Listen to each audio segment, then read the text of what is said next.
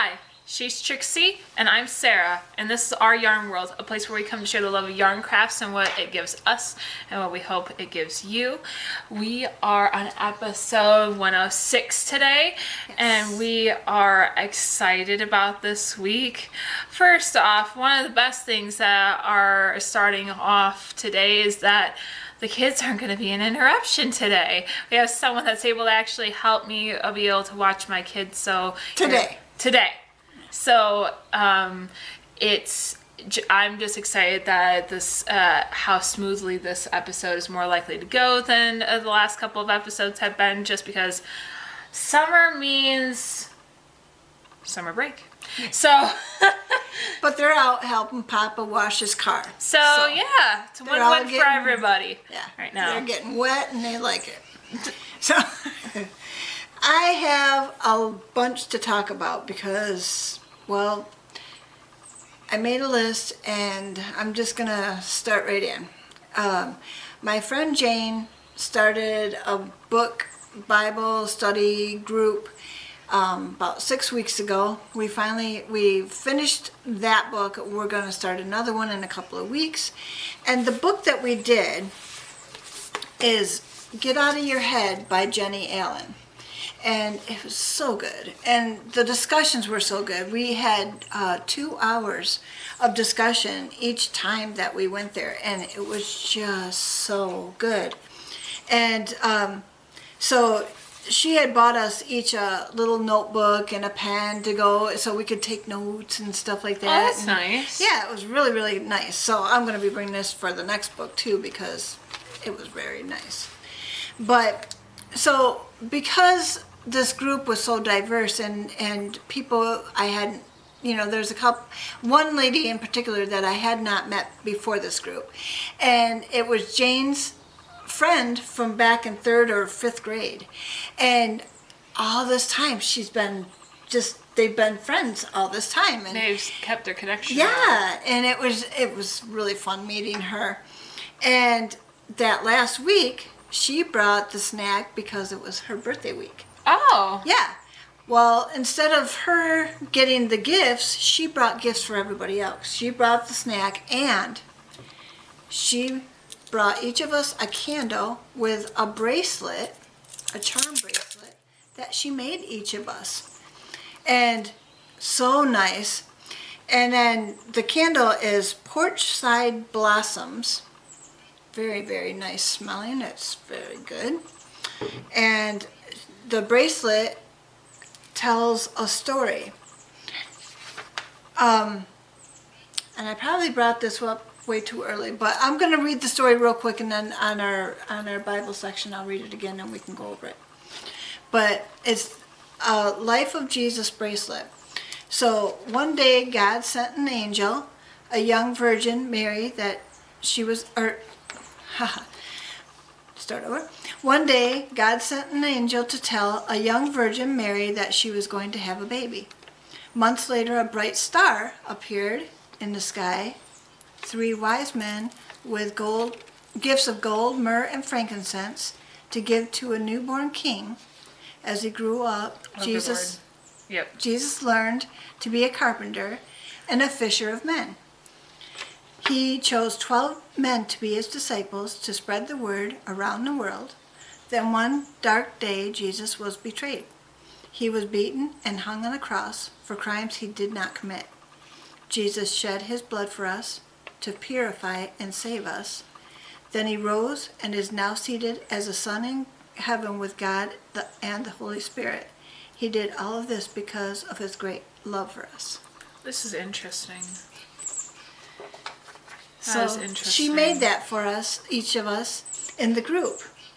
And I thought that was very, very nice of her, and I wanted to bring that up. She is, her name is Diane. She's a new subscriber. She watches our channel. Hi. And so, yeah, I wanted to bring all this up. Another new subscriber is our friend Gail, who is the manager of our local Joann's, yes. And my husband and I, my back seat was filled with blankets. I had 6 blankets in the back back seat of my car, and we possibly know how that happened. We had to go out that direction anyway, so I said, why don't we stop by and get that taken care of. We'll put it in the Project Linus box. And as we were putting them into the cart outside of the store, I said, I wonder if Gail would want one of these blankets. I have never given her one before. And sure enough, she was right inside the door, just putting the display together. And we asked her right there, would you like one of these before we put them in the box? And she went through them and she said, could I have this one? I said, you sure can. And so she walked us over to the Project Linus box and helped us fill the box. And because it was full at that point, she said, as soon as you guys, after you guys leave, I will make that phone call and get the lady over here. So that is another thing that happened. And so this week has just been filled with all kinds of good things, Yeah. So I was able to fill the box, and she was able to call and tell the lady to come get them. So all these kids are going to be able to have a blanket. That's so cool. And she was able to get one too. Oh, and then the other thing that I have to backtrack a little bit. My new friend Diane, because she's a new subscriber, and because she is also a crocheter. Okay. She was going to order the rings to help stay, the yarn to stay on. And she did, and she brought them over, and she had me pick one out for me and for you. Oh. And so here you go. Well, thank you. They're peacocks. So, yeah. Now we have our new rings to help hold our yarn while we're doing... Just having a hard time focusing, but yeah. These are built to help the trail of... So, like, I am... I have lines on my fingers from the trail and the natural calluses of the path of where the yarn passes over my finger because of how many years I've been doing it, and what my tension is at. You can actually see. She's a tight tension. You can see that line across my finger. I have thought about getting these, and I've tried some of them, but and because of my tension, I always have a hard time wearing them. But this one might be something I might be able to do because I can just put it on my finger. Sometimes the whole idea is that because you get so used to wanting to see the image on the top, I realize that maybe it's going to be best if it's just at an angle and it can slide. Yeah. Sometimes you just forget the fact that it's about where it is on your finger, because people wear their yarn as it passes over, and there are different ways of controlling the tension differently. Yes. Just like, do you hold the how do you hold your knitting or your crocheting? Especially with crocheting, do you use it as a pencil or do you use it as a knife? And all those different ways of approaching the craft are so important to be able to know what sort of tension you're going to be able to hold or how you're going to develop your tension. From what I fully understand. But thank you so much. That is so thoughtful. So I wanted to share with you too that I got both blocks of this one done. They're so pretty. Are you gonna do that? Are you gonna do the white and the black? Oh, I actually have more yarn of this. So as I go through and I finish each of these blocks, I might start a new one and then end in a new variegated, because I'm not sure if I'll have enough for a whole another block or not. So I've got a little ball of it left, and as I go through, I'm just going to keep going. Wait. Can I inspire another thought? You never do pillows with these. If you save the bright colored small variegates, I could do that. You could do a block with just those the remnant variegates of the bright variegates. Yeah. Block it with the the black, and then you can save all the remnants of the dark variegates, have them all be together, block it with the white, and that are 2 panels that you can sew together and be in either or side to match the blankie. Yeah. I'm sorry. You don't ever think of the pillow. And then here's one for the unicorn magic. And Is that what it's called? Yeah, and I'm working on the second one for that. Okay. And because Sarah was so nice and let me borrow her blocks, I'm going to try and show you this. It's huge. Do you need help? I'm going to try and do this. So, okay. Don't fall.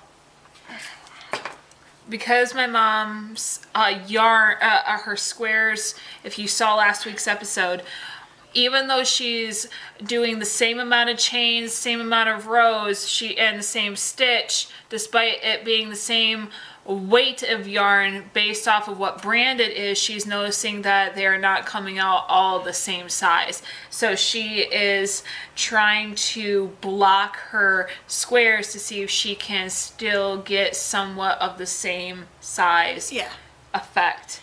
And I wet one of the blocks. And I have blocking, yep, it's right there. Yep. We have blocking squares and she asked for some that I had to borrow to be able to do this. Is this the first time you've blocked something? Yeah, so I wet it down. I did not wring it. I just kind of squeezed it until I got most of the water out. You don't want to hurt it. And then I did each of the 4 corners. I knew I had counted squares for the biggest blocks that I had. And so I did the 4 corners, and then I did the middles of each side. And then I kept putting pins in so that it would just be a square all the way around when it dried. And that was yesterday, and it's finally dry today. So I'll take that one off, and I'll get the next one ready to get that one on the board. And each, it's going to take some time for all this to get done, but I've got all summer. So this is the project I'm working on. My friend Jane had texted me yesterday and said, hey, I sent you a video of an easy stitch that you might want to consider. And I'm like, ooh. So I watched the video. It's Hooked by Robin. She's doing the linen stitch. Maybe it's moss stitch, linen stitch. Anyway, and it's very interesting. And I thought, well, maybe that's going to be my next blanket because, and that might be in variegated or in mandalas. I'm thinking mandalas would be really pretty with that. So I've got my next project planned.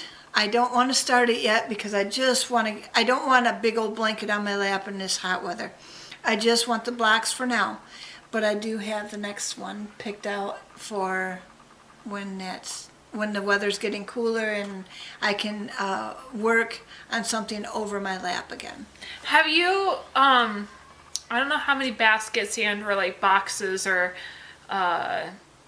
even bags that you have. Have you ever thought of just organizing your stash based off of that stuff? Kind of like be like write on a piece of paper the stitch you want to do, the sort of blanket you want to make, and then put yarns in a bag and throw that in there and label it as like a fall blanket idea that you can save for yourself. I have almost like a kit that you can kind of like plan ahead for. I have not. I haven't thought that far ahead. But it sounds like something I could do to get ready for the next project. Well, not saying that you have to do that way, but just kind of like as some of these ideas come along, if you ever get in the mood to want to do a new stitch, you could kind of already have like different options available for stitches that you might have never tried before. You could even put new stitches on a piece of paper, fold it, and put it inside of a jar and kind of like, what new stitch am I going to learn today? Yeah. And you could even do that for like a blocked version of like a new stitch a block Afghan. Have you ever seen those where it's like each block is a different type of stitch that is sampled in the blanket that's assembled? Yeah, that'd be pretty too. So like, I'm not saying you have to do it that way. Just more of like I didn't know, because I know that I've seen you kind of like tell me how you came to decide some of your yarn choices based off of just kind of like going through your stash and seeing them. And I just didn't know if maybe the idea of kind of like planning ahead, especially in the summer where it's like, these might be more yarns colors that inspire me to get in the mood for fall, and I can save them for them. And if you're already kind of like, you know what, these feel like fall, maybe I can just have a fall bag where I just put all these colors in the fall bag, and then just have some ideas of what sort of blankets you might want to make with these. And that way you don't have to rely on your brain to remember them, and that way that you can kind of just like surprise yourself with, I don't have an idea of what I want to do, and I'm not just in the mood for a scrappy blanket, so I can just kind of like pull off of what I've already kind of prepared for myself. Right. That sounds good. I might have to try that. Now, I do sell on eBay also, and when I was putting stuff together for a lot, which you can do these things called lots that are different, that are sort of what you were just saying.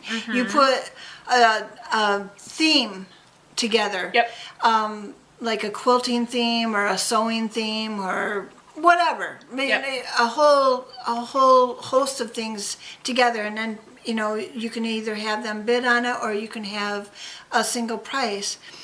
Anyway, I found some stuff that I couldn't use in either one that I was doing for the sewing because I already had other needles. So I thought, since you are starting up on your pillows and your amigurumi again, I have these great big needles for you. You can, they are boy needles, and they like are darning yarn needles. And then I have a heavy duty hand needle, which I only have one of, but it's curved. Oh yeah, it's a curved needle by Singer, and I thought these maybe, are for me. Yeah, I thought maybe you could use them because that way you could have it for your amigurumi and your pillows. Well, thanks, Mom. Thanks for thinking. I was eyeing them, but I was gonna not. I was just like, oh. I thought it was a part of like a haul that you just hadn't gone to, so they were supposed to be part of your kits, and you decided to keep them out for you. Oh, thanks, Mom. And then one last thing, if you don't have a place for your pins or whatever, you can use an old pill bottle. And what these particular pins are very thin, and they have the head of breast cancer ribbon on it. Yep, a breast cancer awareness ribbon. But very, very thin needles. And because they are, I was able to do the blocking with them without having to ruin the mats, because they're very, very, very thin, and it still holds the block, but it's not going to ruin the mat, being very thick. So that was my other little tip and trick, is just to put them in an old pill bottle, and they're not going to get away from you. So, and what are you up to? Well, I've been working on the circles for my daughter's emotion pillows, and I got the blues, a front and a back one done fully, and I just haven't made the faces and sewed it together and stuffed it yet, because I just kind of went on to doing the orange one. That orange is so bright and beautiful. And summertime. I'm in the middle of making the second one. They're all still attached because I just went from one to the other. I decided just to cast off and just keep going. but I'm not done yet. And part of it was because I was like, my big suitcase, sort of miniature suitcase, notions bag that I bought that I'm so proud of, I can't find it. Uh-oh. Has everything in it. I know. Like everything that I use. Like I had to ask my mom for a crochet hook the other day. And it makes me feel insane because I don't know where it went. I thought I knew where I left it and I can't find it. And I'm sure it's just boxed in with stuff as I've been decluttering and moving things around so much recently. It probably just got packed up and stuff like that. But like, to be able to start my projects, like I said, it's why for a couple of weeks I haven't been able to get, I haven't been doing much of this stuff because, well, yeah. And so I actually really am grateful for these because that way I can create the facial shapes. Yeah. And do that actually. And so do you have a pen? Can I have that real quick? Just so you know, I have decided on what the faces are going to be animated to look like. Ooh, we're gonna get to see it. Oh, I'm using the label for the back of the label for the orange. The orange, yep. So with sad, I think you guys might have saw this one last week. This isn't perfect. She's drawing it right now. But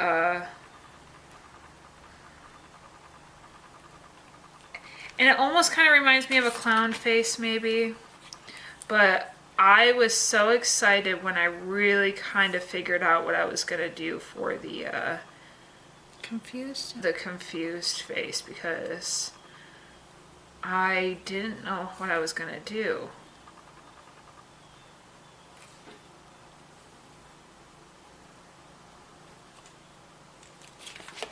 So confused is going to have kind of like a, what's going on? I don't really know.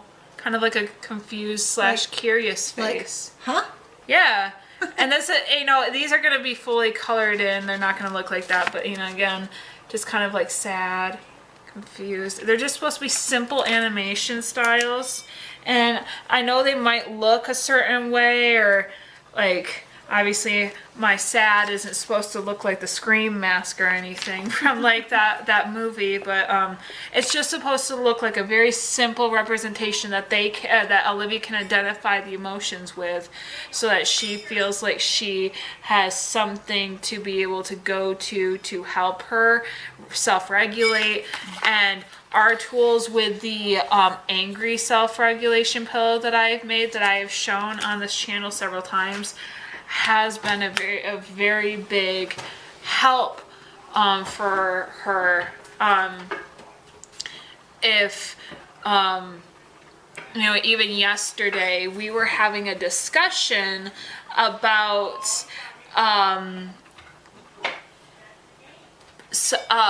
big emotions with Olivia, and just how many she was able to talk about and ask us if we felt those things too, and if we sometimes didn't know how to handle our big emotions, and asking us if we struggled with them, and just being able to be like, yeah, sweetie, this is something that, it takes time and practice, and even sometimes when we get bigger, our bigger emotions get bigger too, and sometimes it's not always as easy when you can't just throw a tantrum or whatever. Right. Like, there are ways that you have to learn to navigate this stuff that, through the eyes of a child, when it seems like we're always cool or collected, or even if we're working through big emotions around the kids, just being able to navigate, like, I've been learning to be like, this is what mommy's learning to do too, because we always have, I've noticed that there's a lot of times, even big emotions, that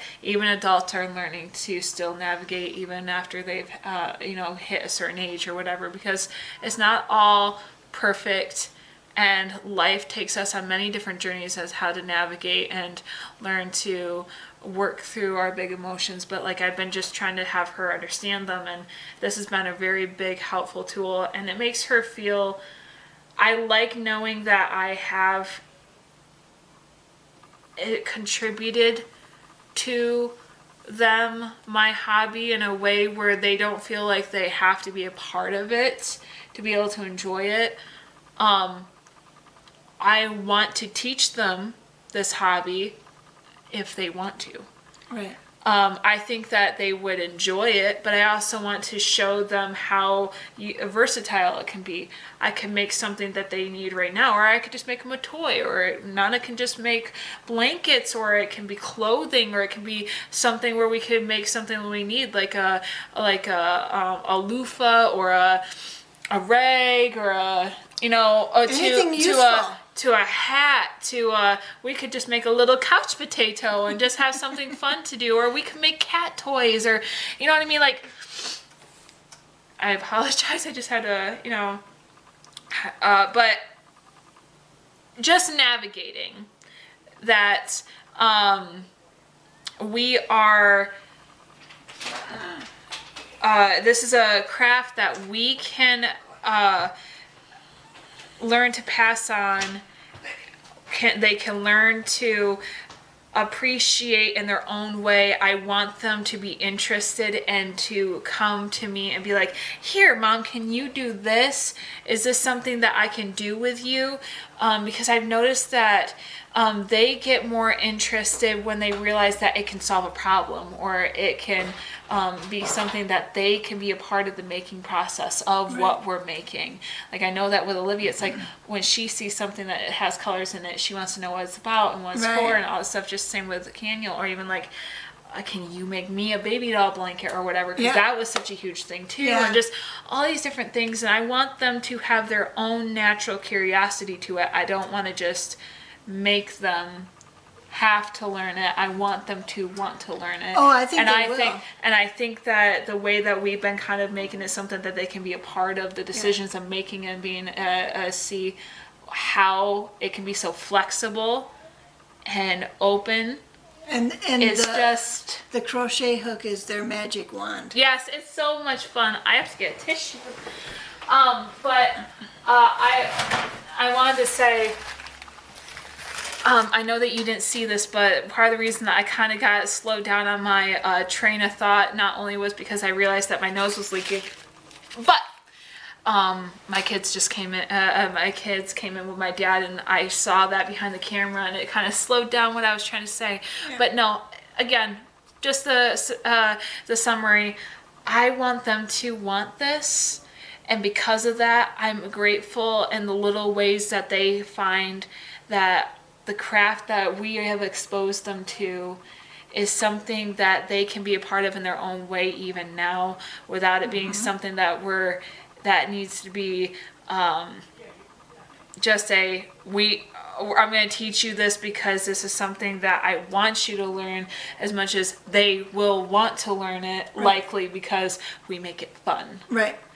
Yeah. And we make it also useful, and we make it something that will be adaptable to what they need it for. Right. And that's such a fun thing with this craft, is realizing that this could be something that they could do going to camp. They could do something like this and problem solve having to patch a pair of clothes. Or because I remember one of Josh's old girlfriends once coming to us randomly telling me that she had this really weird rip in her pants that she didn't know how to navigate, but she really liked the jeans, and I was able to just make a patch the same shape as it and sew it in, and she's like, that just solves everything. I'm like, because it's really flexible. And it was just one of those things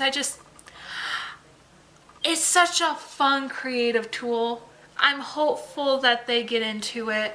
But again, if they don't, I just am grateful that they even want to be a part of this side of this world that I'm a part in. Yeah. Even if they don't really understand how much is important to me, it's just nice. It makes me realize how much fun it is for me, for them, when I engage with the crafts that they're having fun with. I realize how magical, or kind of like powerful these moments can be, because when I see them get excited about the colors that they get to choose so that I can make them something, I feel really kind of enlightened and excited, because I know that they get to be a part of a craft I enjoy. But when I color with them, or I do Play-Doh with them or something like that, and they're excited that I'm taking an interest in what they're interested in, it's all of a sudden like, this is what it's about. It's about taking interest and showing each other the fun and magic of what everyone can think up with a fun hobby that's very versatile and able to very colorful. Yes, so it's just, I don't know, it's just one of those things. Yeah. So I think now that we've just read that, I think that should just do it. So I have a couple of things I was thinking about bringing up that I learned this last week. One of the things that we're talking about the verse. Yeah. Normally we have a verse, but my mom talking about her bracelet was very, very, very fun. Yeah. But I learned a fun history fact about where the fishy comes from. Okay.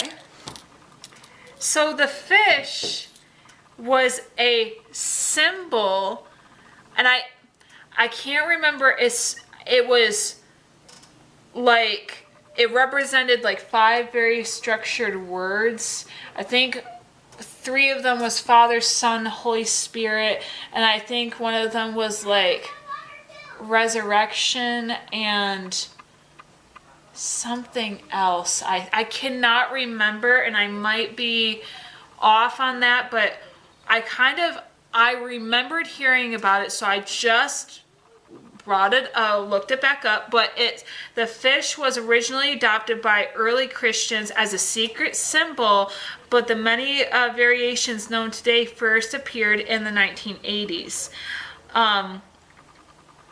But the reason why it was a secret symbol, if I remember correctly, was because the Christians at the time and the location, again, I cannot remember the historical facts, they needed a way that they could almost kind of like graffiti certain spots of the city to be able to have the people that knew what that meant, what fish meant, what it represented. Like I said, the 5 things it represented, if I remember correctly, so that they knew where to congregate and where for the believers to congregate because of the rising power of the other religion in that territory.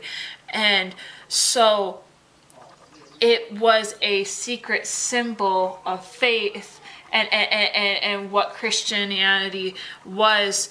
And because the symbol was so kind of like ambiguous, or what fish meant in that context, it just was kind of like people just saw the word or saw that symbol and just thought it was ambiguous, but in reality it was meaning like a safe place and congregation for people that were believing the faith at the time. Oh, I didn't know that. And that was a means to be able to have people know where to be.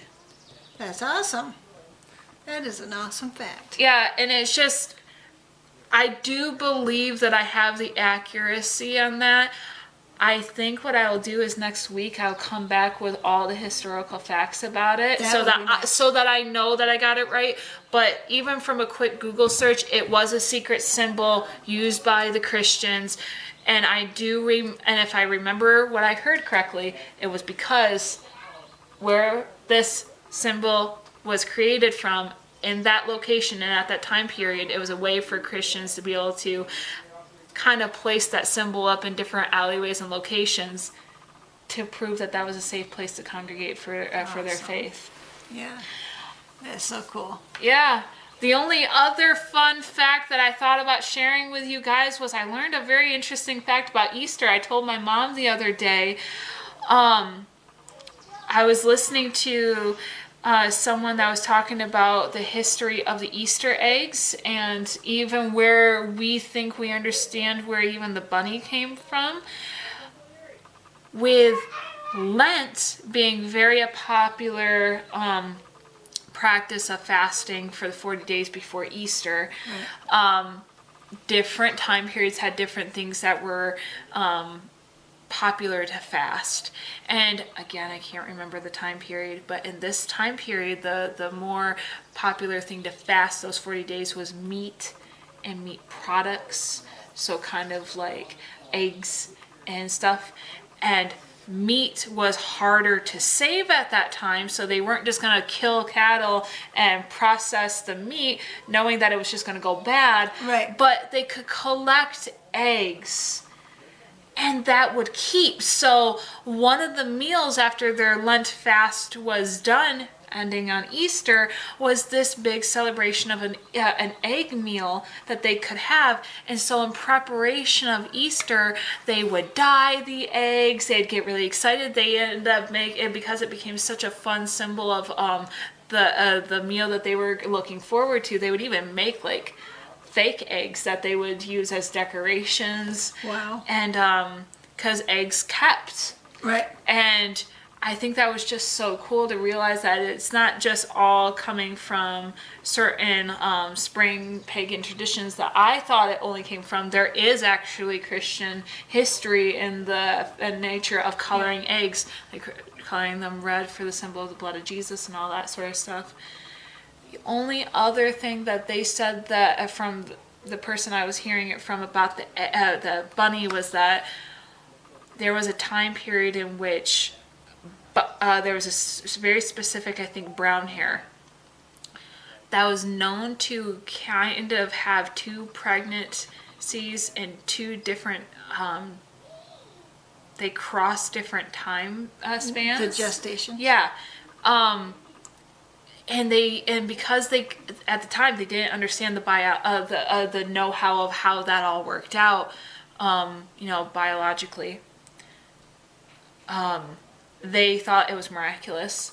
And so a lot of different paintings of Mary would have a bunny next to her feet or something like that, because this bunny was known to, in the normal mating season, obviously, the female bunnies would get pregnant, but people that noticed these bunnies would have a litter, and then in a couple weeks after would have a second litter or something. And obviously there's no way that gestational period was... Right.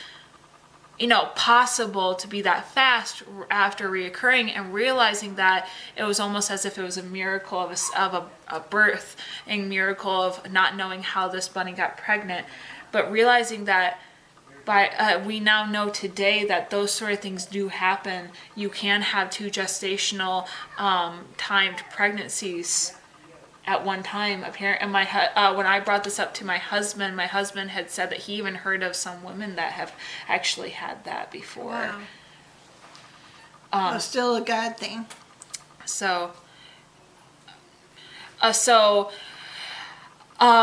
it's just one of those things. I'm not sure if that's necessarily tied to Easter necessarily, but they said that that's the closest thing that they do know in representation, a bunny being kind of in Christian history, knowing that not at the time period, not understanding why the bunny was having this unexplainable birth was tied to Mary, and kind of like a symbol of like just the unknown of how God works, and just how they were able to symbolize that in their own way. But I don't again know if that's coordinated to, tied to Easter, but those are different histories of the symbol of the egg and the bunny that are in Christian history, Christian church history. Yeah, that's awesome. And I thought that was kind of fun. I don't know. I keep learning these random facts, like what the fish was about in the egg and the bunny, and I'll get them fleshed out. I didn't know my mom was gonna do this, so some of this is kind of coming up to me in a bit of random. It's kind of happening in this moment, but I'll see if I can remember those things and actually have them a little bit more fleshed out for you next week, so I'm not just talking. But we are very happy. This was a really fun episode, honestly, for us to have. But it's 106. We're at 106 episodes, and this is really fun, and I feel like it's still going strong, and we're getting more subscribers. And we're grateful that you guys are along for this journey with us and that you are taking an interest. We are always happy for any comments and conversations that you guys kind of give us down in the comments below. And if you want to let us know what you've been focusing on or anything that you've been learning, you know, even in this kind of like biblical or like Christian church history wise, we'd be interested in knowing what you know. We're just really excited, and hopefully I'll have my projects done. We'll see how many more blocks you have done. Yeah. And hopefully the blocking process works for you. It is working, and I really appreciate it. Thank So you. this will be fun. It'll be fun to see where we're at next week. Yeah. So as the summer progresses, what we're going to get done. This is so awesome. yeah. Again, thank you so much for the ring, Diane. Yeah. And you know, I'm just so happy with like Gail being able to get a blanket and just you have really fun blankets. So yeah, I'm sure she definitely had to choose between quite a few of them. Yeah, she was happy with the one that she chose. And thank you. Yeah, I'll be able to make the faces. But anyway, we're going to see you next week. We hope that you have a good week. Hopefully you get your projects done and learn new things like I've been. Yeah, what I've been learning too. So, as always, we hope that you stitch your way To mental health.